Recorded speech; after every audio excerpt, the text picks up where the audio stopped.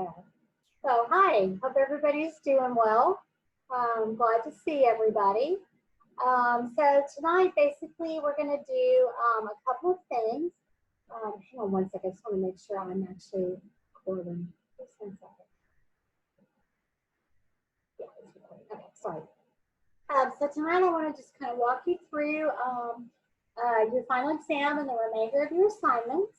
And then I do have a presentation that we're going to go through. We're going to go pretty quickly because I don't like to introduce a bunch of new content, particularly, the next to last week of class. And then we'll have time at the end for any questions. But before we get started, is there anything pressing right now that you guys, have questions about or anything like that? I do have a question. Yes, ma'am. I noticed that you responded to someone's question that if they had to use the same information from case 1, if I did something different, is that still okay? Yeah, of course. Oh, absolutely. okay. Yeah, I didn't want you to have to recreate everything, but if you did that, Kathy, that's fine. Yeah. Okay. Yeah, no penalties there. Just, you worked a little bit harder than you maybe had to. Any other questions? Okay. I have a question. Oh, yeah, I'm sorry. Go ahead. No, that's okay. About the final part 1, where we have the 3 options. Yeah. On the option of the video, it said something about needing to do a PowerPoint presentation also. Yeah, I just thought that was my original intent, was you kind of had to do something that either a script or PowerPoint or something to guide that. But I decided that that's not necessary. So if you choose the video, just do the video and you're fine. The video, but do we need to submit like an outline or something too? No, I can tell. Yeah, I can tell pretty quickly. Yeah, having done this kind of a final exam option before, I can tell pretty quickly people who actually planned it, and then people are like, "Oh crap, I got to do this video," and they get on there and just start talking. So I used to make them submit that just so I could be assured that they'd actually done some thinking and planning. But I realized you don't have to send that to me. I can tell just from the video. Okay, perfect. Thank you. Sure. Anybody else? Well, if you guys will bear with me just 1 quick second here, I'm going to do a share I screen. do have a question. Okay, go ahead. I have a question about the last part of the second portion of the final. Okay. I'm wanting maybe a little bit of clarification on what I need to be putting in that last. Okay. It's the green and the yellow page. Yeah, in fact, I'm going to walk you guys through that. So give me just a second. Okay, I'm sorry. No, you're fine. It's just my computer is not being as cooperative as I'd like for it to be. So give me just 1 second, and I'll actually pull it up so everybody can see exactly what you're talking about. Okay, thank you. Sure. Except, of course, my computer is going to be challenging and difficult tonight. Hang on. There's my share screen button. Sorry, I got to find the right screen. Ah, there it is. I have too many things open right now. Okay, so hopefully you guys are seeing the course. Can y'all give me a thumbs up or something to let me know if you're seeing the course now? Thank you. All right, so let's look at, we're going to go into week 6.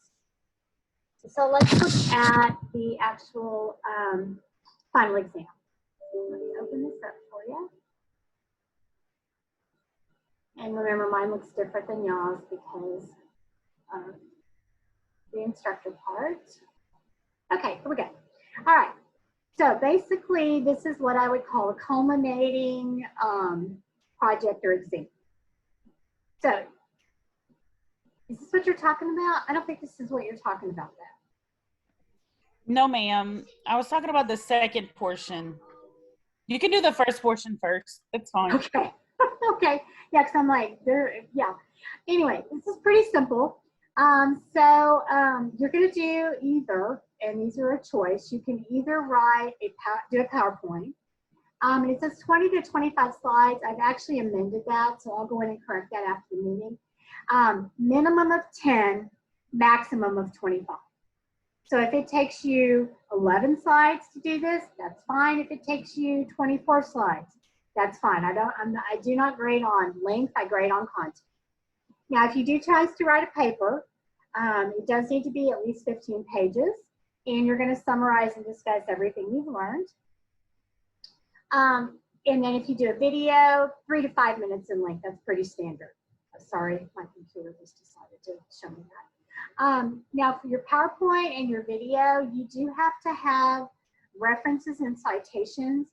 You've had way more references than 10, but make sure you include at least 10. So if you're doing the PowerPoint, you can either put that on your final slide.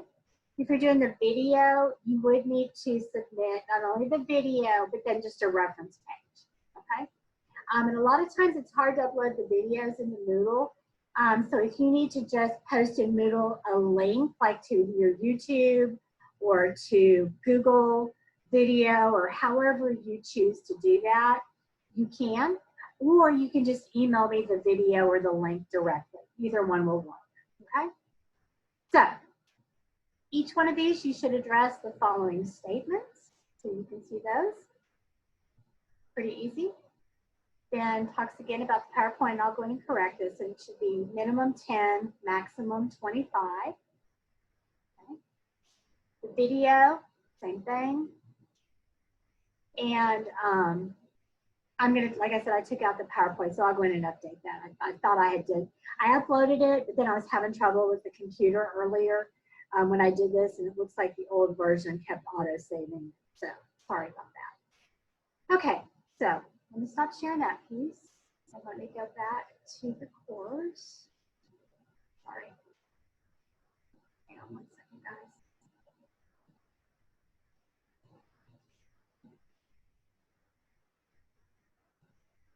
Sorry, my computer is just not cooperating with me tonight. Okay.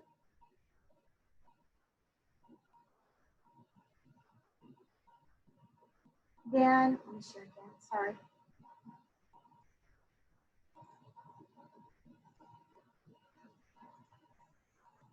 Okay, so then the last, so we just looked at module 6. So let me move back to module 7. And then the only other thing that you have to do is your discussion forum posting, and you're just posting a 1-word response. That's it. If you give me 2, I will fail you. I need 1 word. That's it. 1. And people are like, that's a stupid assignment. That's actually harder for most people than if I told you to write an essay. So, you know, put your thinking caps on.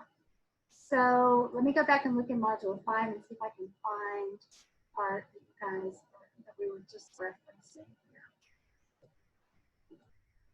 Okay, so let's look at this one. I think this is where we're going to find it. Hang on. Okay. All right. So let's kind of walk through this real quickly. I'm not going to spend a lot of time on it. Since you know, I did post some information about this, but obviously when you're doing your unit plan, and sorry, I'm scrolling here, it's being really slow. Okay, so this should all be somewhat familiar now because we've talked about it when you did the UBD templates and all this kind of stuff. If you did that, you simply copy and paste it here.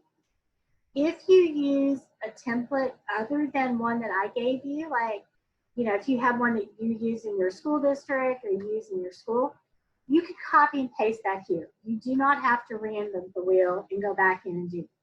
You can if you choose to, but you don't have to. So, you know, ideally you're going to copy and paste from case study number 1 and number 2 here, or whatever you submitted. They're only saying Tracy, nothing's moving on your screen. Ah, okay, let me do this again. Sorry, thank you. Okay, let me try this one more time. Okay, if it doesn't move this time, y'all holler. Is it moving now? Okay, thank you. Thanks, Kathy. So anyway, on this part, this is just like I said, if you use the UBD design stuff, literally take this out, copy and paste it in. If you used a different template, that's fine too. It's just really about unpacking standards and how you're going to break this up. Copy and paste it here. You don't have to reinvent this, or you can if you want to. Totally up to you. Okay, so when we talk about the unit and the lesson, so you're going to give us basically an overview of your unit. While it says lesson here, lesson unit, the same thing. I'm not talking a daily lesson plan. So we're thinking bigger. So unit plan. So what is it about? Okay, so my unit is about the American Revolution and helping students to understand the root causes as well as the impact and effects from the war. What prior knowledge is required? Students have to have an understanding of the relationship between the United States and England. They need to understand the taxation that was being imposed upon the colonies, and then whatever else you think. How long do I think this unit will take? So basically, I think it's going to take probably a whole week. And so I see my students for history, 60 minutes every day. So that's going to be a total of 300 minutes for the week.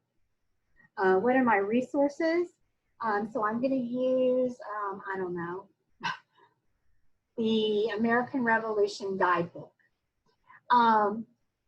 So again, it's just basically you're taking that bigger picture, you're taking it and breaking it down a little bit even more here. So these are somewhat redundant. So basically your overview that you wrote here, you're going to copy and paste here. Your time that you wrote here, you're copying and pasting here. Your standards, that's where you're going to go back up here and pick one of the standards related to your unit and put it here, okay? There may be 5 standards for the American Revolution, but you only have to do one. What is your essential question, which you've hopefully already got up here? Your targeted academic language. So basically what this is talking about, there's probably going to be specific vocabulary that your students don't understand. So if I'm teaching the American Revolution, one of my things might be, what does the word revolution mean? And how is it different when we talk about the American Revolution versus the revolution of the earth around the sun?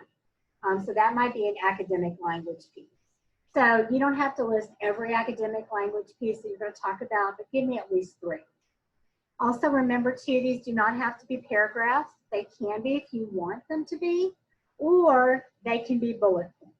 It's really up to you. Kind of the standard is if you do bullet points, at least 3, no more than 5. If you choose to write a paragraph, usually a single paragraph is going to be more than sufficient. Okay, so what your students know and be able to do before you start the lesson, it kind of goes back again to right here. What is their, oh, sorry, I passed it. What is their prior knowledge required? Again, copy and paste. What is their, what do you think might be some misconceptions that they have about this? Okay, and again, 3 is plenty, 5 at the max. You've already done the instructional materials up here, so it's again a copy and paste.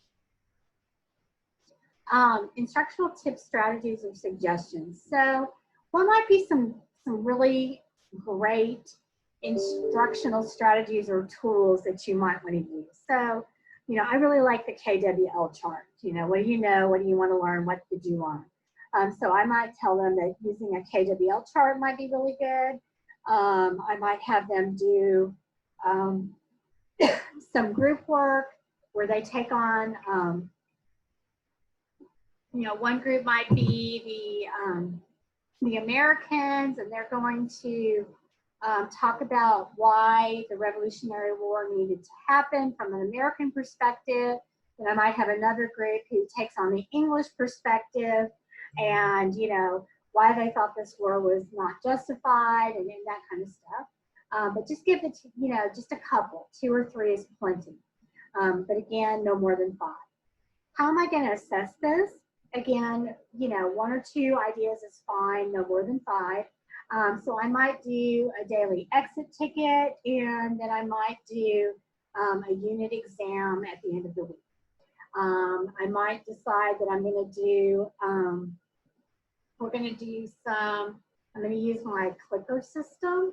And we're going to do like an assessment game where, you know, like Pull It Everywhere or one of those where I can, you know, assess the students learning through that. And then maybe instead of a test at the end, I'm going to have them do a project or something like that. So just how are you going to assess it? Now, this is going to be a little more detailed. So think about so if I've created a 5-day unit plan, think about 1 day of that unit. And so how might I open it? So, you know, usually it's easiest if you do the first day. So how am I going to open my lesson? What is going to be my lesson opening on the first day? What am I going to do during that lesson? And then what am I going to do to close it? And again, you don't have to, like I said, I'm not looking for a dissertation. Please do not write me 20 pages worth of, you know, information here. Just give me a sense of what you're going to do. Okay, so, you know, I'm a big fan of the Socratic method and inquiry learning. So I might do to open the lesson, I might do an inquiry-based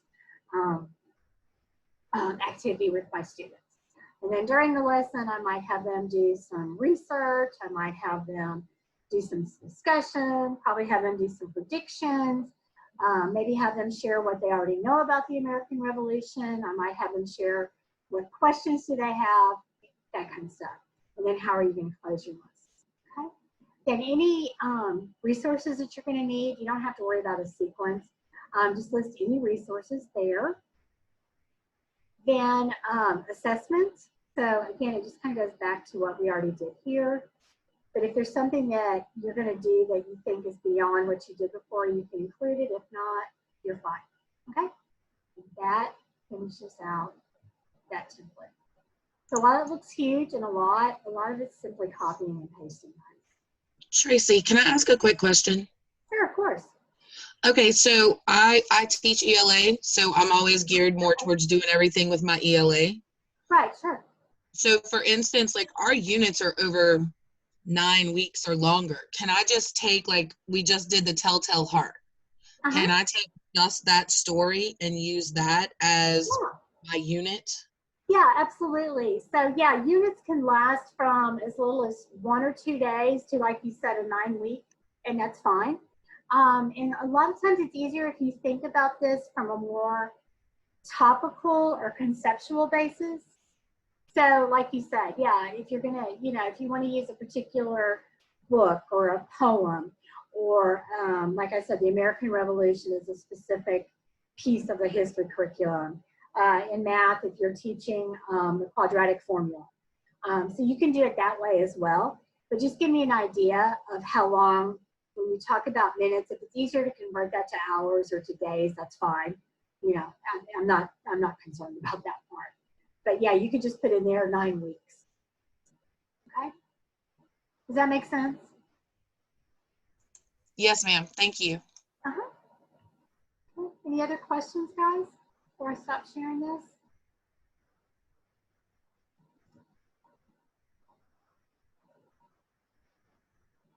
Okay, so I'm just looking here at the chat real quick. In terms of the PowerPoint, you can put it, like I said, either in the PowerPoint as the last slide, or you can submit it as a separate document. It's whichever easier for you. Personally, I think it's hard to write. I'm sorry, you guys can't see. Personally, I hate to try to edit APA style in a PowerPoint just because it just seems harder to me. But that's probably just me. So I would do it in a Word document, but either one is fine. And then, yeah, Lindsay, you're correct. You only need to do one lesson inside the unit. Yeah, please don't try to do, yeah. I'm just thinking if you did a 9-week unit and you sent me 45 lesson plans, I think you and I would both be crying. So no, just one, please. Okay. Any other questions, guys? Okay, so bear with me a second. I'm going to pull up the PowerPoint real quick here. Can we look at the second portion of the final? I probably did that. Did I not?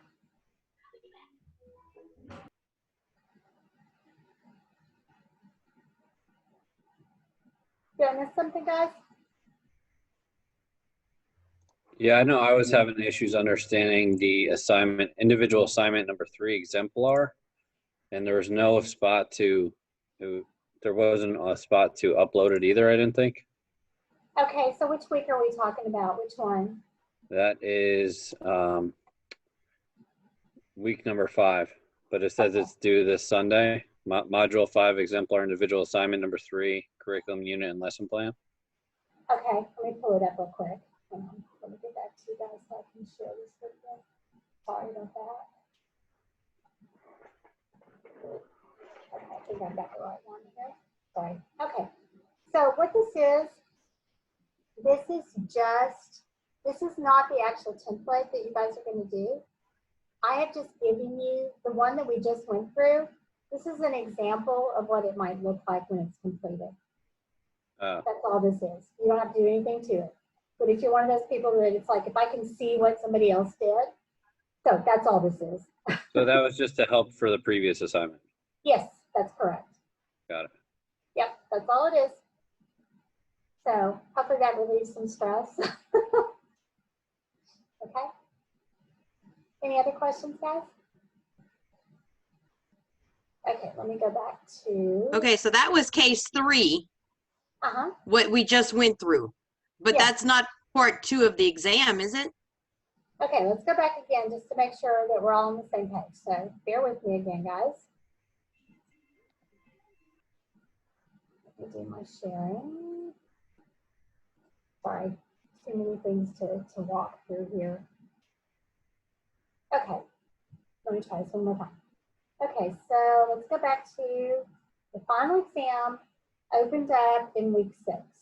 Okay, so part 1 of the final exam is this piece right here, okay, where you're going to do either a PowerPoint, a video, or a paper, okay? Good on that, okay? Alrighty, let me see if I can close this without losing everything, guys, sorry. Okay, let me go back. Of course, we'll do it this way, that's easier, cleaner, okay? Sorry. Then in week 7, if it'll open, there we go, okay? Part 2 is just the discussion forum posting. That's it, guys. Okay. Okay, because in Moodle, it does say we have a part 2. Okay. Right. Where are you? Oh, I'm On sorry. Right Moodle, it says that there's a It's a data whole plan nother that's part 2. yeah, sorry. I overlooked that. Okay. So here is this part. Sorry, I just finished teaching another class, and so my brain hasn't shifted yet to you guys. I apologize. All right. So here is part 2, the directions. I'm so sorry. Okay, all right. So what you're going to do is you're going to go in and look at I should know this because I uploaded the actual hard copy for you today. So you're going to look at the School Leaders Series, SLS, okay, which is their study companion. And like I said, I put that up today for you. It's in week 6, and it's its own little folder, so you should be able to see it. You're going to choose one topic, one, out of there that you want to teach others that would help them to prepare from their exam. So you can see we have topics here: learn about the test, familiarize yourself, review the SMART tips, whatever. So then you're going to use this template called Thinking Through the Lesson Protocol to teach one of these topics. Okay, and I'll walk you through that. I'm not seeing anything again. I don't know if it's frozen or if it's just me. Okay, sorry. My computer is freezing on me tonight. I am so sorry, guys. Give me 1 second. Let me try this one more time. Okay, let me do it this way. I'm just going to go in a different route this time. Okay, let me enable the editing. Maybe that's part of it. And then let me share with you guys too. Thank you for letting me know that. Okay, one more time. Share. Okay, hopefully it'll work this time. You seeing it now? EDL 710 final exam part 2? Okay. Yep, looks good. All right, so kind of go back. You're going to pull up the SLLA on the study guide, which I actually downloaded the whole thing for you and put it up. You're going to choose one topic, A through F, pick any one of them. Then you're going to fill out the Thinking Through the Lesson Protocol template to teach this topic, and I'll walk you through it here in a minute. Then your final submission for week 7, you're going to turn in 3 things. Number 1, either a video, an essay, or a PowerPoint. Number 2, the thinking through the lesson protocol template. And then number 3, your discussion forum posting 1 word. Okay? Those will be the 3 things you have to turn in to finish out the course. Does that make more sense now? Since I obviously don't know what in the heck I started to say the wrong word. What I'm doing tonight. Okay, so I'm going to close this down. So I'm going to stop sharing for a second. And let me go back. Like I said, I figured out what I've got to do to get all this stuff to fill up. It's being crazy. Okay, so let me pull this up again. Let me enable the editing. That seems to be my problem. There we go. Now let me share again tonight. This one. Okay, here it is. Okay. All right. So, are you seeing thinking through a lesson protocol template? This is actually created by Lynn Resnick, and if you've not ever heard of her, she's with the University of Pittsburgh, and she's probably one of the best lesson sort of designers, people, and has done a ton of research around this. So I'm a huge fan of her work. So I've been extensively trained by Lynn too, so that's why I have the ability to share this. So remember, you're going to teach someone one of those topics from the SLLA guide, or the SLS. It's called, it's the same thing. So I decided I wanted to know about the test. So what do I need? Once I'm going to teach someone, here's what you need to know about the test. So it's letter A, the first topic for my lesson design. So what do I want them to be able to know? Well, looking at those pages after reading them, I'm going to want them to know how many questions are on the test, how many you have to get right to pass it, and whatever else I think is important, okay? So how do I know if they've met those goals? So what am I going to have our students do, produce, or even talk about which shows me they know that? So if I want them to know that it's a time test, and I don't know how long you have for the test anymore, let's say you get 2 hours. I want them to be able to show me that, you know, they know it's a time test and they have basically 2 hours to complete it. So what I'm going to want them to produce for me is maybe, I don't know, a chart that shows that information. Or I might have them take a quick little quiz. Or I might just ask them randomized questions about it. So it's just whatever you want them to be able to prove to you that they understand it. Okay? So what is our task? So what's the main activity? So what I want them to do is I'm going to assign them the pages to read out of the study guide. Then we're going to do a peer share reading technique where I'm going to have, there's a total of, they're going to put in groups of 4. There's 8 pages in that section. So person number 1 will read pages 1 and 2. Person number 2 will read pages 3 and 4, etc. And then they're going to teach each other on the pages that they read. So that's my activity, read, pair, share. Then what tools will I give them to help them through this? Obviously, I need to give them the article or the pages from the study guide. And then I'm going to have them do a short written reflection of a paragraph to turn into me, you know, explaining what they learned through this activity. Okay? Prior knowledge, pretty self-explanatory. So what do they need to know? Well, obviously, if you're taking the school leadership assessment test, the SLA test, and obviously you've taken other tests before. So students should have a pretty basic understanding of how standardized testing works. They should understand too, you know, those good test taking strategies, that kind of stuff. What is your essential question? We've done a ton about essential questions, so hopefully you can come up with that one. And then, so how are you going to set up this task so that we make sure the students understand it and that they can get going on it without diminishing the cognitive level? So basically, just how are you going to prepare them before you launch this activity? Okay, so pretty simple and basic, and as far as that goes. Then likely solutions and instructional supports. So again, just what would be some correct or incomplete solutions? So what do you want them to be able to produce? Supports, what questions might you ask them? Possible errors and misconceptions, so what mistakes might they make? And then again, it's just that idea of, you know, do you have any questions that can push their thinking, okay? So it might be something like, if I'm teaching them that this test is completed in 2 hours, and what happens if you look up and you realize you only have 30 minutes left and you've only completed a fourth of the test? What should you do? You know, that's going to push their cognitive thinking and move them forward. Okay? What solutions do you want students to share? So, you know, that would be something that based on whatever topic you're using, but I want to make sure that students understand how to pace themselves. I want to make sure that they understand about distractors, as well as some test taking strategies.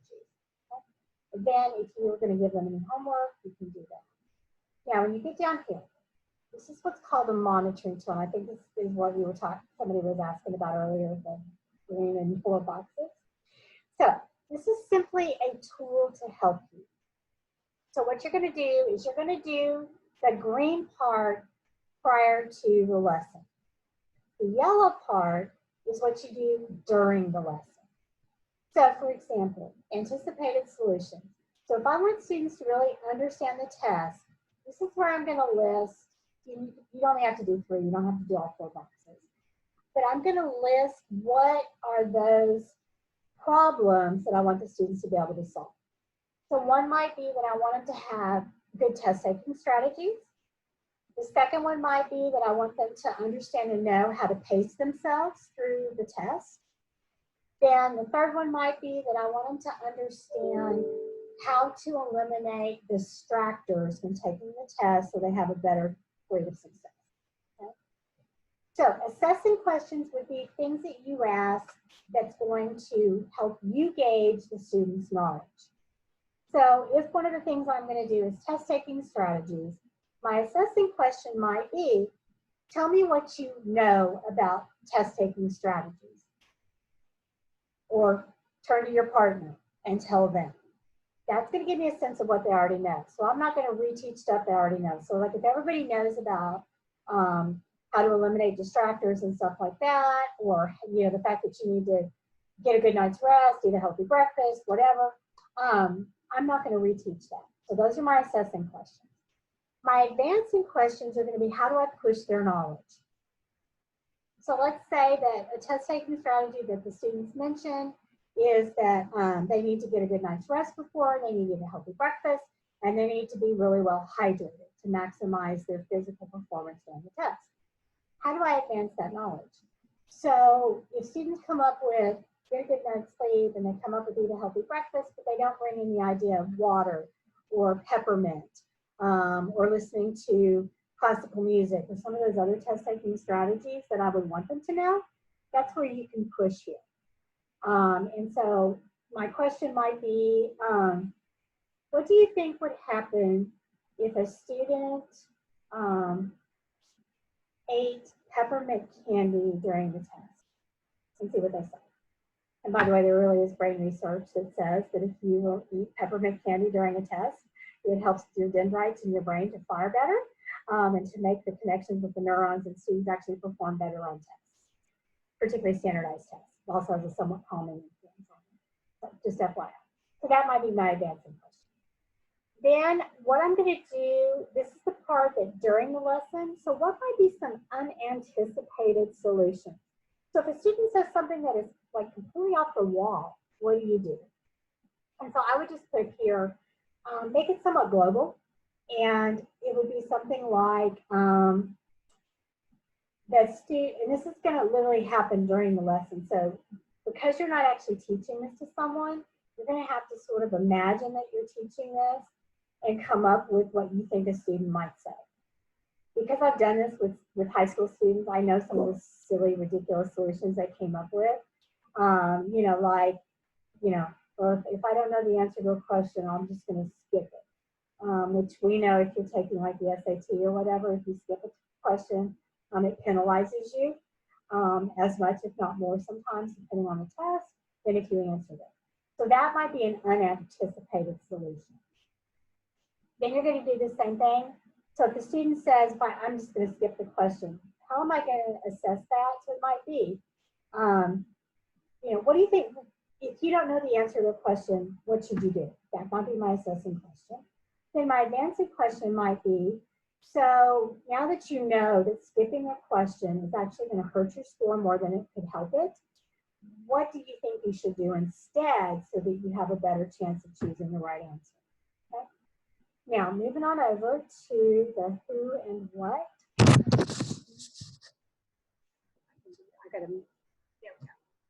So this should be pretty self-explanatory. So who or what?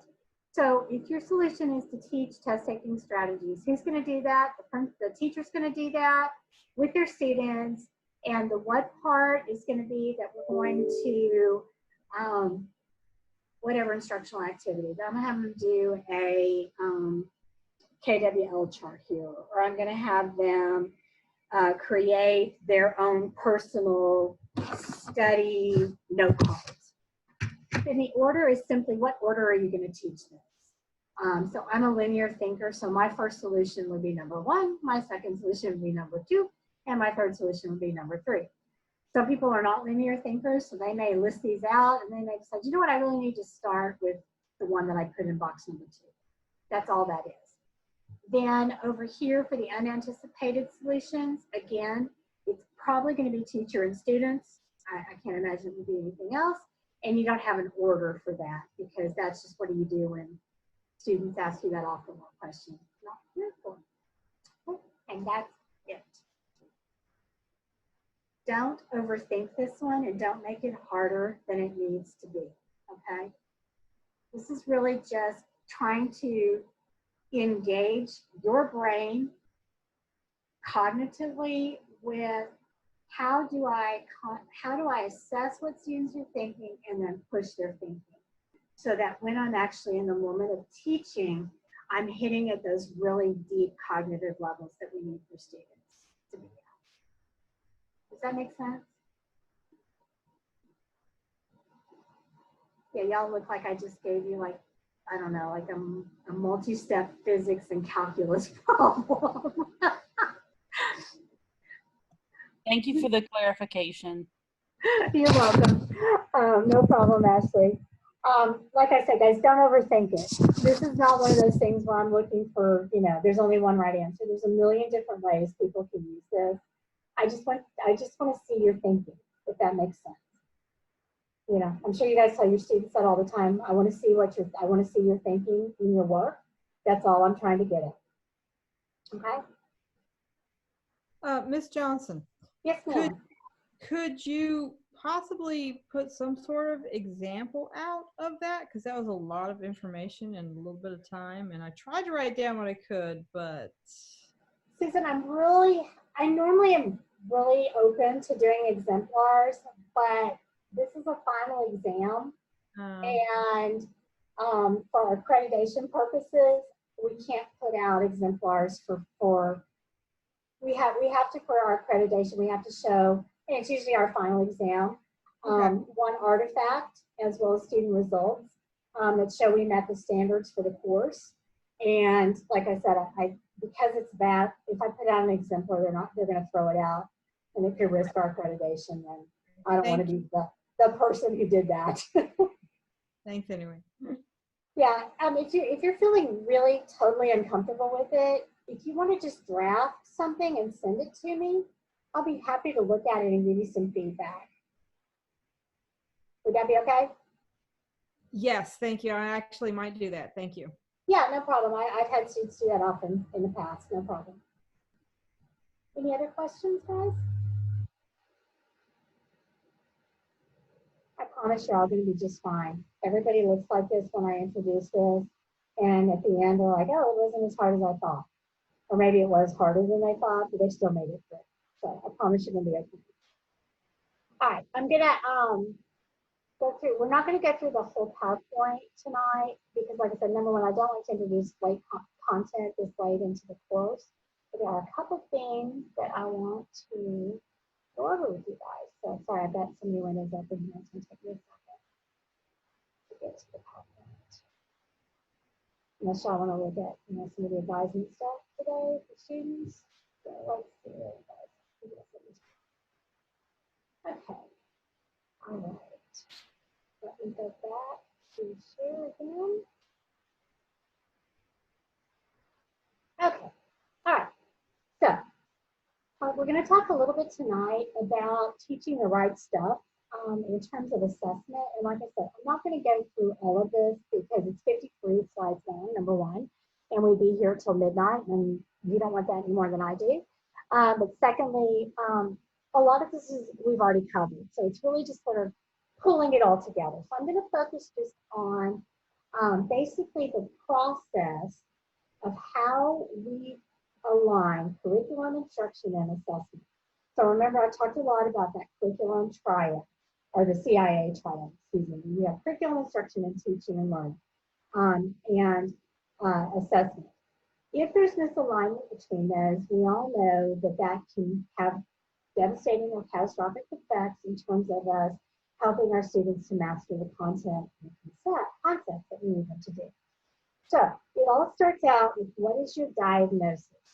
So for example, you guys, I think I shared with y'all, I've had this horrible rash sort of thing. I've been to the doctor twice. I went back to the doctor today. And they're still trying to diagnose exactly what's causing. We think that it's possibly related to, and I'm very transparent about this, I have rheumatoid arthritis, and I take a variety of medicines. For one of the medications that they have me on, 17% of people get a rash with it. And so they're starting to think it's the side effect of one of my medications. So we're getting closer to an actual diagnosis, but I'm not there yet. So just like when you go to the doctor, you want them to diagnose which problem it is. You don't want them just to be like, oh, you're a human being, you're a female who's 5'8", tall. And so therefore, because every other, female who's 5'8", this is what I give. That would not be what you want. You want something very specific. It's the same idea when we're thinking about how do we effectively teach our students. We have to look at where they are. So that might mean data analysis. It might mean looking at some of their work products. There's a lot of different ways to diagnose it, but that's where you start. Once you know what your students need, you have to go to that curriculum and to the standards and to do the unpacking. And that's where you then begin to formulate your objectives. So once I diagnose the need, I get into the curriculum, I unpack my standards, and I make sure that those two are aligned. I develop my objectives, then I select my content. Now, hopefully, you guys are in a school or in a district or parish where the curriculum actually is pretty well done and is aligned to the state assessment. And you can see very quickly in the curriculum that if my students are struggling with statistical analysis and probability, oh, here it is in the curriculum. Oh my gosh, it's aligned. Great. Unfortunately, a lot of school districts do not have wonderful curriculum. So you might have to not only use your curricular resources from your school or district, you might have to go out and find some additional ones. So that's when we talk about selection of content, that's what that means. So now you're sitting there and you've got your curriculum, you've got this other resource that you found, on TeacherTube. You have this great book that you've used in the past. So now how do I organize all of that information into it? That's where thinking through the lesson protocol can be a really helpful template, because it forces you to think about what does this look like in a sequential or organized manner. Sometimes we have to also use the spiraling technique and the scaffolding of learning to get students to where they need to be. Let's go back to my example of the American Revolution. So, because I diagnosed and I know my students think that the American Revolution was all about George Washington, but they really don't understand what the true cause of, or the root causes of the American Revolution were. So one of the first things I have to do is I've got to build that content for them. I've got to make sure they understand that conceptually as well as from a content perspective. The next thing that you're going to do is select those learning experiences. So these are basically your, whatever those teaching strategies that you're going to use with your students, and then how are you going to organize them. Once you do all of that, you've got a completed lesson plan at that point. The last piece is how do you evaluate whether or not the students have mastered the content. And we've talked a lot about you use formative and summative assessment. You do it frequently, maybe even during the lesson as checks for understanding. You might do it at the end of every lesson using, you know, a variety of methods, and then there might be a summative assessment once the lesson is taught. Okay? So, like I said, I'm not going to go through all of this. I'm just going to point out a couple things real quick. I'm sure you know Marzano, you know, one of my heroes. He has some really awesome research out there. But basically, what we all know, there's too much to teach, too little time to teach it, and too many guidelines to follow. So Marzano gives you tons of resources on how to really get to the critical concepts that need to be taught and not everything. Okay? And we've talked about unpacking and why that matters. We've talked about the absolute critical need for instruction. These are what Marzano calls his 9. These are research-based teaching practices that have proven to be the most effective, like I said, from a research-based perspective in helping students. I'm not going to read these to you. You guys can read them. But these are, you know, if you're struggling with, gosh, what do I do? What's the, you know, this is a great list to go to. And if you use his research, and go to his website, he has concrete examples of each one of them. So things like helping students to come up with non-linguistic representation. You know, when he's teaching, he has a great process for teaching vocabulary. And I will tell you, it works like a charm. So non-linguistic representations can be helpful. There's some other really great resources that, again, if you're struggling with, you know, I want to teach this, you know, I've taught it this way for 10 years and, you know, the students are just not getting it. What else can I do? Here is some of that information. Also, too, this Institute for Learning, the Thinking Through the Lesson Protocol by Lynn Resnick. This is her actual website right there. Just some amazing resources. So there's some good resources to have in these. There's some, okay. So this talks about formative and summative assessment. And again, I'm not going to walk you through that. We've talked about it. One of the pieces that, just a reminder with formative assessment real quickly, is the fact that we need to make sure that students need to know what they're supposed to be learning, and that students actually do some self-assessment so that they can think about their own learning. That's a piece we frequently forget, is to push our students to think about their own learning. So, you know, if I'm teaching the American Revolution, you know, one of the things that, you know, I like is a 3-2-1 formative assessment, which is 3 things I learned, 2 things that I'm going to use immediately or I'm going to apply this way, and then 1 thing I still need to know or I have questions about. That's a great way to get them to do that metacognitive process, to think about their own learning, and that's when you really cement it into their little brains, is through metacognition. Okay? Summative versus formative, we've talked about that. Again, some great examples for you. Again, how do you demonstrate learning? Again, a lot of examples for you. Summative assessment, what it should look like. Why we want to look at our students' work products, so not just assessments, but, you know, instead of just taking an assignment and grading it, really looking at it and reflecting on it with colleagues is really, really important. And it talks you through exactly what that looks like, the process. Like I said, I'm not going to go through all that tonight, honestly. But like I said, what this, I think is helpful about this particular PowerPoint is it's really concrete, and it gives you some tools you can actually use and methods. So like if you want to in a team meeting, what we used to have our teachers do is everybody, let's say that the algebra teachers have just finished their unit on, I don't know, solving for X in a, I don't know, in a algebra assessment. That's very bad. Don't even use that, but whatever. But bring in, so everybody has do their assignments. So each teacher would bring three student work samples, artifacts. They would bring in the one who got the A, they bring in one who got a C, and they bring in one who got a failing grade. And then everybody would go through this protocol here that talks about looking at student work and how to do it. And they would compare, and then they would find, you know, what was happening and where the students were, you know, what was happening in terms of, you know, what is the difference between the A student, the C student, and the failing student. You could also do two samples that show a student gets it, two samples that show a student didn't get it, two that are just confusing, two that are interesting, and how you go about that process. And again, each one of these websites has the actual templates integrated. Okay.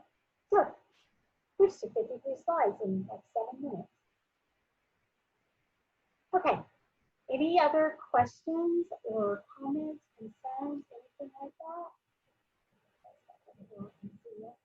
I have a question. Yes, ma'am. Will case study 2 be graded before case study 3 is due? Yes, it will be. I've pretty much graded everybody's. I just haven't entered the grades yet. If you guys don't know this, the way that I grade is I go through and I grade everybody's because I want to make sure I'm consistent.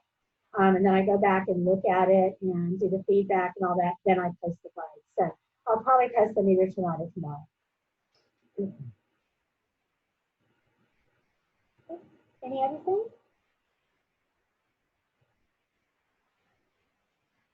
Okay, well, this is our last class meeting, you know, together. You guys are, gosh, what, 10 days away from finishing the course. So I just want to say thank you. You guys have been an amazing group. You know, I told my other class, and I really do sincerely mean this. I've always thought that teachers were the most critical and most important part of any school. The research actually backs up my feelings, but I also know too that you guys are dealing with unprecedented times and crazy situations that no one's ever been through before. And just, you know, your time, your commitment, and taking class on top of that is, you know, truly remarkable. So you guys are my heroes. And I'm really excited for what our students have for the future because of teachers and principals and leaders and educators like you guys. Our students are in great hands. So I feel very optimistic about everything that they're going to get to experience because of you. So thank you from the bottom of my heart. I've learned so much from you guys, and you know, just absolutely have loved getting to know you and hearing your ideas and thoughts. You're a great group of students, and you guys are going to be so successful. So without further ado, just finish everything up, get it in, and turn it into me, and you're going to do fine. Do not stress over the final exam. Just put your best effort out there, and like I said, you guys will be awesome. So good luck to you beyond the course. If you need anything, you guys have my email as well as my cell phone number. Don't hesitate to contact me. I write letters of recommendation when students need them.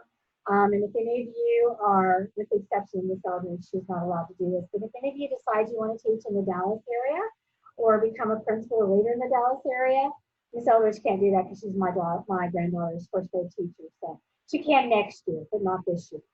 I have great contacts still there, so I'm happy to put you in touch with the right people to get your foot in the door and stuff like that too. Not that I want to lose you if you're in Louisiana. Lord knows we need great teachers for probably more than Dallas and the DFW area does, but I'm happy to do that for you guys. So thank you for your hard work and your attention. I've really enjoyed getting to know you guys and getting to know you. Y'all have a great rest of your evening, and hopefully you'll make it through to winter break. It's not too far on. Y'all have a good one. Thank you. Thank you.